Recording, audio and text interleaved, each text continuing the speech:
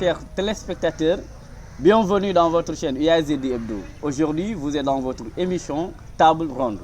Également, c'est un très grand plaisir pour nous de vous présenter notre chère invitée, Mademoiselle Ramatoulaye Baldé, étudiante en Master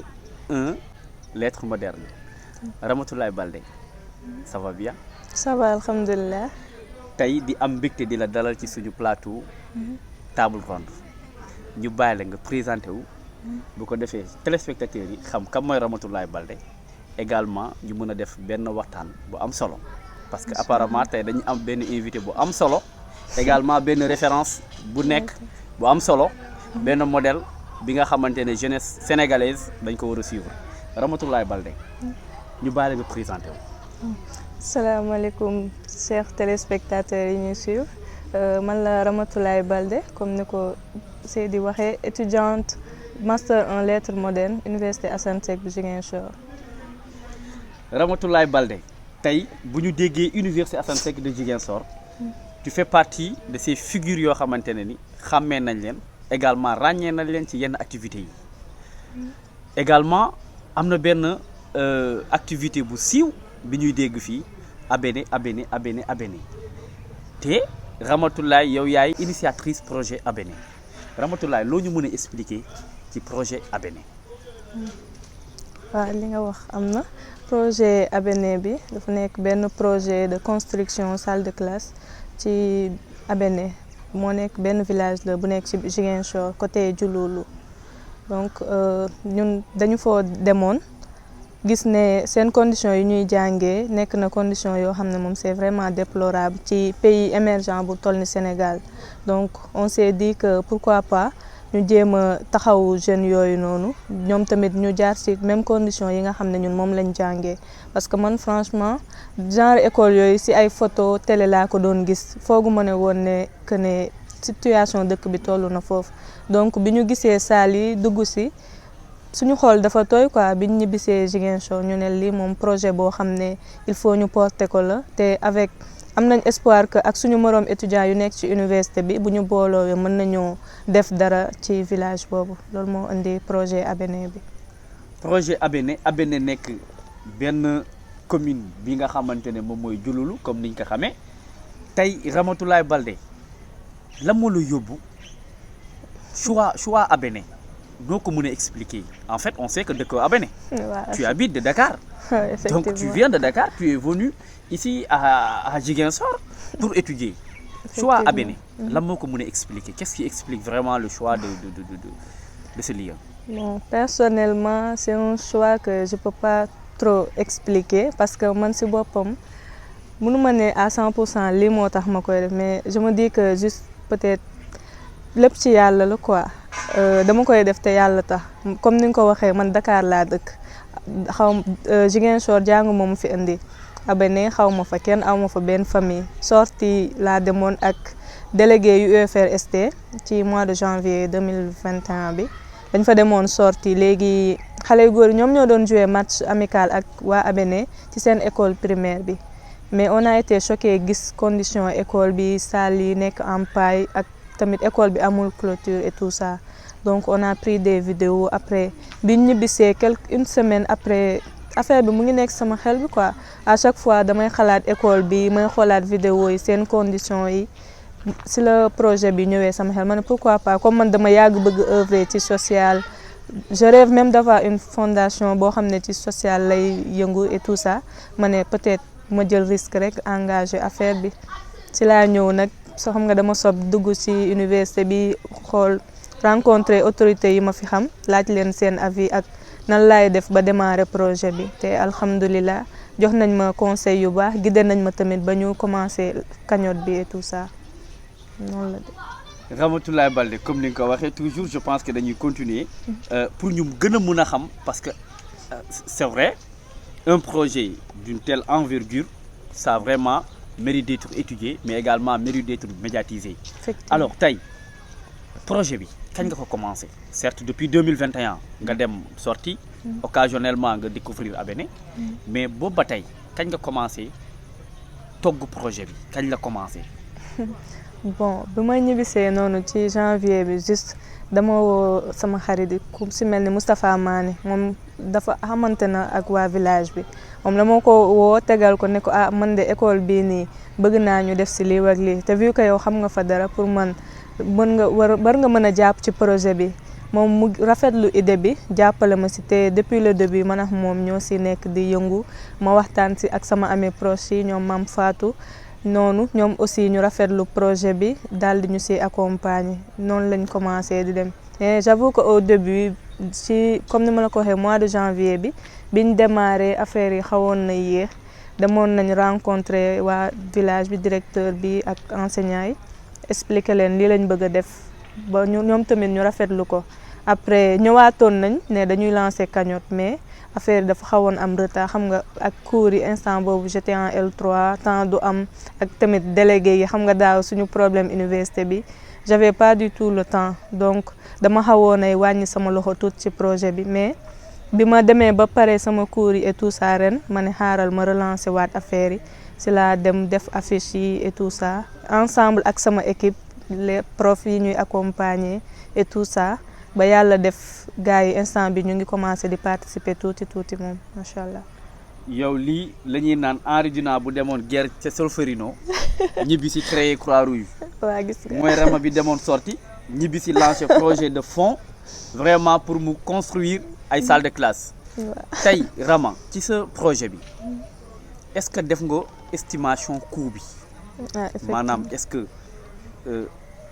c'est-à-dire dafa am somme exacte bi nga xamante ne moom ngay wëri. ak noo ko compte noo xalaat ni noonu nga ko war a mën a amee. parce que apparemment maay gis ay cotisation 1000 francs 1000 francs. 500. effectivement noo ko defee Rama. est-ce que da nga am coût exact bi nga xamante ne moom ngay wër. bon xam nga bi ñu ñëwaatee man dama rencontré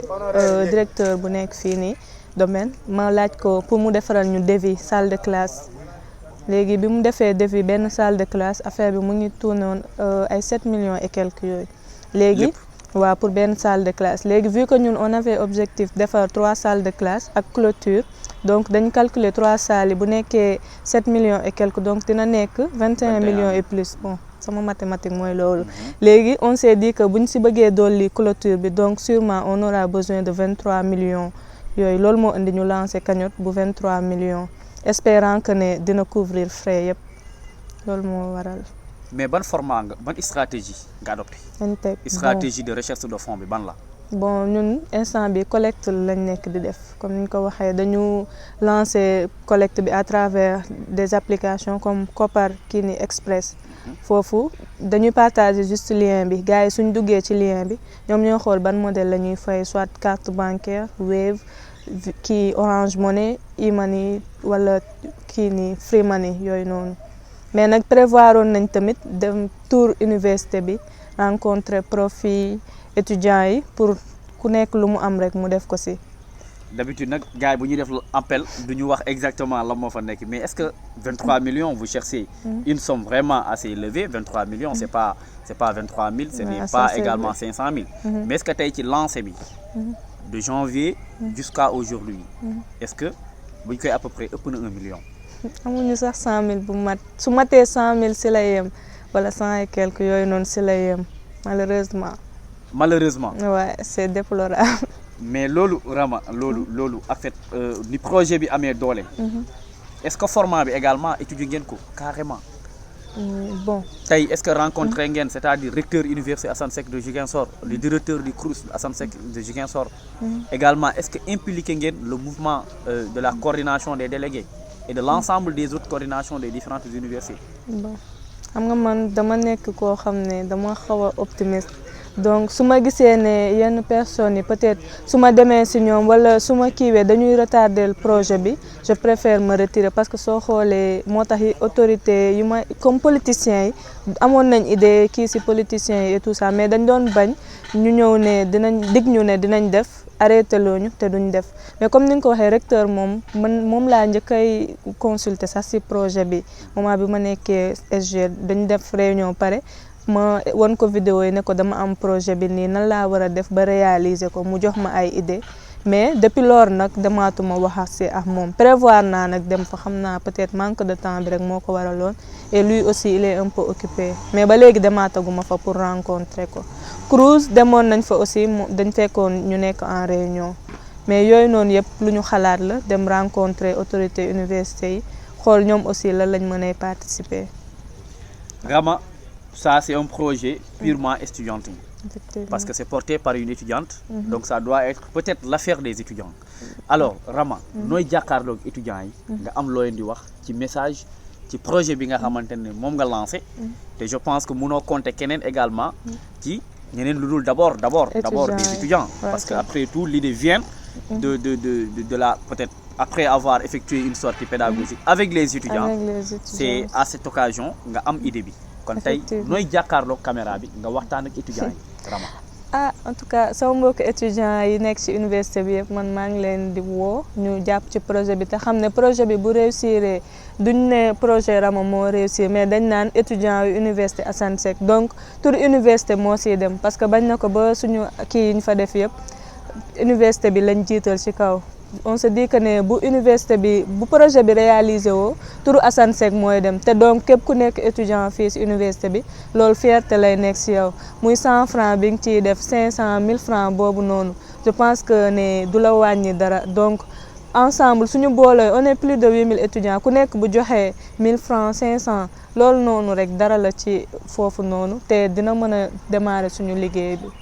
loolu laa amoon lu may wax. Environ 8000 étudiants. bu ku nekk defee 1000 francs je pense que. c'est quelque chose loolu mun na nekk 8 millions. avec 23 millions xëy na peut-être la démarche dina xaw a avancer un peu. bien sûr. Rama looy tàggatoo. bon maa ngi remercier d'abord ñi nga xam ne ñoom laa nekk di travailler ci projet bi depuis le début mu nekk Moustapha Mané. Franchement aw ma fayam nag yëpp naa ko trop mais à chaque fois moom moo may pousser pour may dem ci nit yi may wax Rama defal lii defal lee des fois xam nga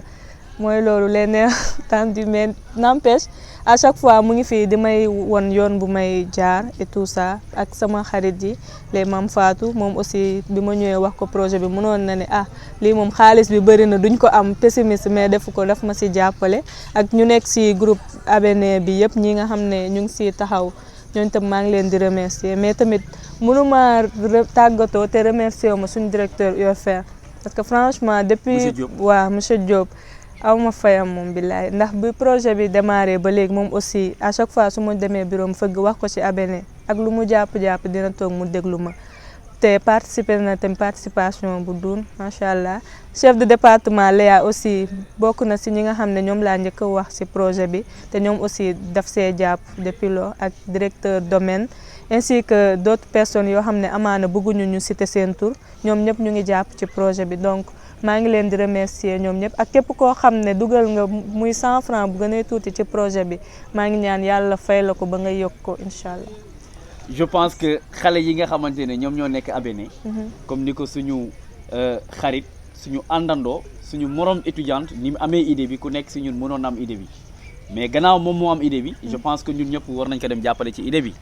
te xale yi nekk abonné également là man je profite de l'occasion pour lancer un appel également solennel à l'endroit de tous les étudiants suñuy rakk ñoo nekk abonné lu ñu amee peut-être moyen ak occasion pour jàng dans les grandes structures universitaires ou bien peut-être préscolaires xëy na xale yi fa nekk ñoom it ils ont le même droit donc na ko ci nekk jàpp et de passage nous saluons également la grande figure emblématique Moustapha Mané. Ça c'est vraiment une très grande figure emblématique, il faut le dire. C'est quand même une personnalité ici à l'université Assane Seck de Ziguinchor. Et même Mam Fatou, notre artiste, pourquoi pas jëloo ko pour mu def quand même benn son ci abonné. surtout loolu. mais war nga ko jël mu nekk benn gars yi kii ko rek wax lii ko baab ko ndax mu defal ñu ko. ok donc xam naa ni Rama dañuy tàggatoo. également chers téléspectateurs di leen wax ni jërëjëf. Vraiment, c'était un très grand plaisir pour nous d'être avec nous dans votre émission Table Ronde. Alors, nous vous donnons rendez-vous pour une prochaine édition avec d'autres invités. Merci. Bye.